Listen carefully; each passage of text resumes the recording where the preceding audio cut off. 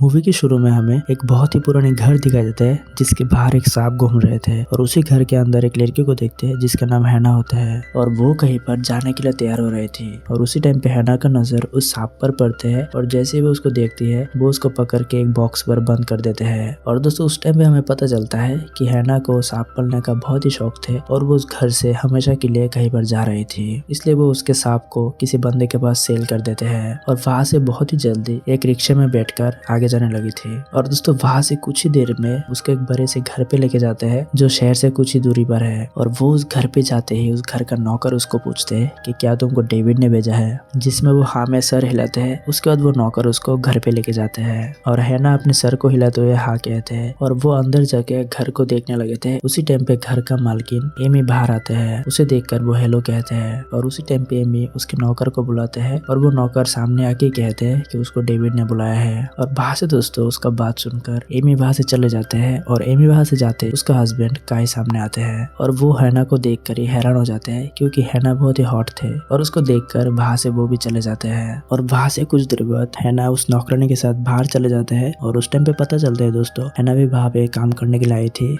जिसकी वजह से उस नौकरानी ने उसको सारा कुछ समझ रही थी। और वो ये भी कहती है कि इस घर पे बहुत सारे सांप है, जहाँ पे एमी को सांप बहुत ही नफरत है लेकिन उसका हस्बैंड काई सांप को बहुत ही पसंद करते हैं। और वहां से ऐसे बातें करते करते वो दोनों नौकरानियों के घर पे आते हैं और उस टाइम पे दोस्तों हमें तीसरी नौकरानी देखने को मिलता है और उसका नाम दोस्तों वीना थे और वो भी हैना को देखते ही बहुत ही अच्छे से स्वागत करते हैं और घर पे जाते ही उसको एक ड्रेस देते हैं और कहते हैं कि ये तो मोनिका की ड्रेस है जो काम छोड़कर भाग गई थी, लेकिन तुम्हारी बॉडी में ये ड्रेस बहुत ही अच्छे से फिट आ जाएगी। और वहां से डायरेक्टली वो घर पे आती है और वहां पे साफ सफाई करने लगती है, लेकिन वो उस बात से अनजान थी कि काय उसको छुप छुप के देख रहे थे। और वहां पे हैना का ऐसे बॉडी देखकर काय बहुत ही गर्म हो जाते हैं और वो उस टाइम पे ऐसा प्लान कर रहे थे कि अभी उसको पकड़ के घापाघप करना शुरू कर दे। और एक टाइम पे जब दोस्तों हैना पोछा लगाने लगी थी तब काय उसके सामने आते हैं और कहते हैं दारू लाने के लिए। और वहां से सारा जो कि और एक नौकरानी है वो भी उसके सामने आते हैं और हैना को पोछा लगाने के लिए कहते हैं और वो खुद दारू देने चले जाते हैं। और दोस्तों काय वहां से उसके प्राइवेट रूम पे चले जाते हैं जहाँ पे बहुत सारे सांप थे और जैसे ही सारा उसके सामने जाते हैं तब उसको बुरा लग जाते हैं और काय उसे कहता है कि तुम्हें यहाँ नहीं आना चाहिए था और वो कहकर उसे पकड़ लेते हैं और वहां से उसकी गुफा में धमाका करने लगते हैं। और जैसे सारा बाहर आता है तो उसे देखकर हैना सब कुछ समझ जाता है और उसके थोड़ी देर बाद हैना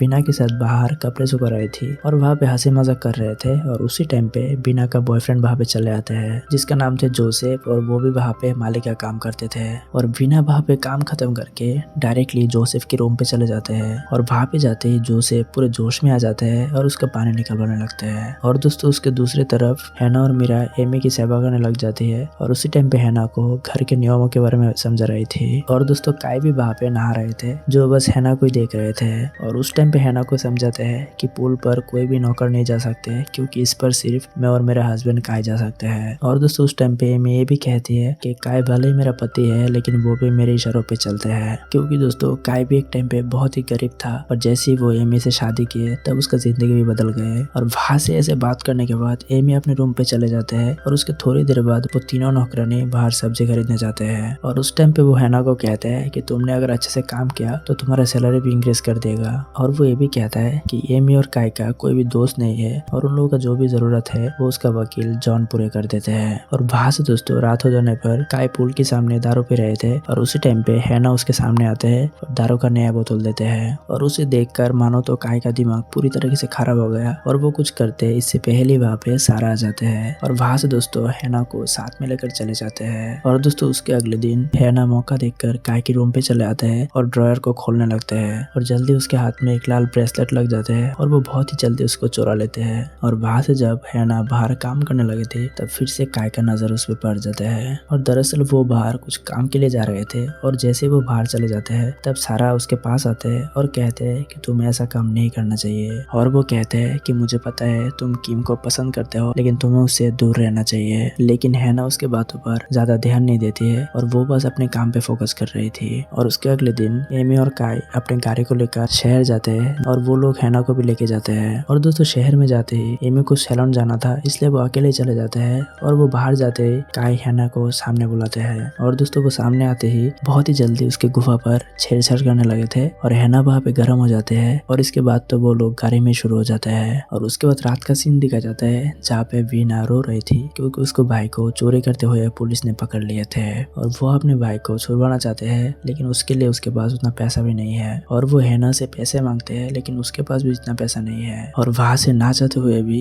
वो काई के पास जाते हैं और उससे पैसा मांगते हैं। और दोस्तों काई तो पैसा देने के लिए राजी हो जाते हैं, लेकिन वहाँ पे वो एक शर्त रखते हैं, मैं तुम्हारे बॉयफ्रेंड के सामने तुम्हारे साथ धमाका करना चाहता हूँ और वहाँ पे उसको हर हाल में पैसा चाहिए, इसलिए वहाँ पे वो राजी हो जाते हैं। और उसके बाद बीना उसके बॉयफ्रेंड के पास आते हैं और वो काई की शर्त के बारे में बताते हैं और उस टाइम पे उसके बॉयफ्रेंड के पास भी पैसे नहीं थे, इसलिए वो काई की शर्त को मंजूर कर लेते हैं। और दोस्तों उसके थोड़ी देर बाद काई बीना की बॉयफ्रेंड के रूम पे चले आते हैं और वहाँ पे उसके साथ धमाके करने लगते हैं, जबकि उसका बॉयफ्रेंड वहाँ से देख रहे थे। और दोस्तों दूसरी तरफ सारा उदास होकर दारू पी रही थी और उसी टाइम पे हैना उसके सामने जाते हैं और वहाँ पे जाती जैसे उसका कारण पूछते तब मीरा कहते हैं कि मुझे मोनिका के बारे में याद आ गई और वो मोनिका के बारे में बताने लगते हैं। और दरअसल दोस्तों मोनिका भी वहाँ पे काम करती थी और वो सारा की बहुत ही अच्छी दोस्त थी। और दोस्तों मोनिका भी काई के जाल में फंस गई थी और वो भी उसके गुफा में धमाके किए थे। और वहाँ से एक दिन एमी उन दोनों को देख लेते हैं, जहाँ पे काई को तो वो बस डांटते हैं, लेकिन वो मोनिका को एक कमरे पर बंद कर देते हैं। और वहाँ से उसके बाद मोनिका के साथ क्या हुआ उसके बारे में आज तक किसी को पता नहीं चला।